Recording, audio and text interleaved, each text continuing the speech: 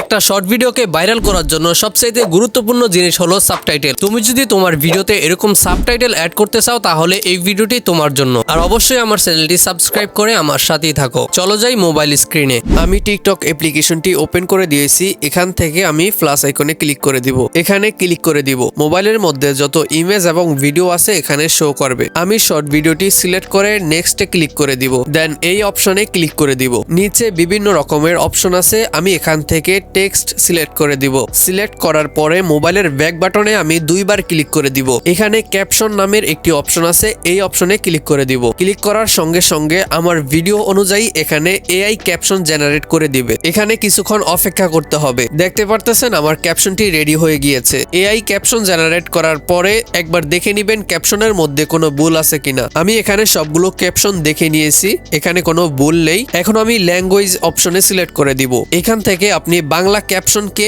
অন্য ভাষায় ট্রান্সলেট করতে পারবেন। যেমন আপনি যদি আপনার ভিডিওতে বাংলায় কথা বলেন, ক্যাপশনে উঠবে ইংরেজি। আমি এখান থেকে শুধু বাংলা ক্যাপশনই রাখবো, অন্য কোনো ক্যাপশন সিলেক্ট করব না। তাই আমি ক্রস চিহ্নতে ক্লিক করে দিব। নিচে দেখেন আরো একটি অপশন আছে স্টাইল নামের, এখানে আমি ক্লিক করে দিব। এখানে দেখেন বিভিন্ন অ্যানিমেশন আছে। আপনার শর্ট ভিডিওতে আপনি কেমন টেক্সট অ্যানিমেশন চান সেটা এখান থেকে সিলেক্ট করে দিবেন। এখানে অনেকগুলো টেক্সট অ্যানিমেশন আছে, আমি এখান থেকে একটি সিলেক্ট করে দিব। সিলেক্ট করা হয়ে গেলে আমি ক্রস আইকনে আবার ক্লিক করে দিব। ভুলবশত টেক্সটের মধ্যে কোনো অক্ষর বা শব্দ যদি ভুল হয় কিভাবে সেটাকে রিমুভ করবেন এখন সেটাই দেখাবো। নিচে অনেকগুলো টেক্সটের লেয়ার আছে। যেই লেয়ারের মধ্যে অক্ষর বা শব্দ ভুল হয়েছে সেই লেয়ারের উপর দুইটি ক্লিক করে দিতে হবে। ক্লিক করার পরে নতুন করে আবার টেক্সট এডিট করতে পারবেন। যেই শব্দ ভুল হয়েছে সেই শব্দ সিলেক্ট করে ডিলিট করে দিবেন। আর আপনার যেই শব্দ লেখার প্রয়োজন হয় অবশ্যই সেই শব্দ টাইপ করে দিবেন, তাহলে অটোমেটিক এখানে অ্যাড হয়ে যাবে। সবকিছু ঠিকঠাক হয়ে গেলে আমি এখান থেকে ব্যাক করব।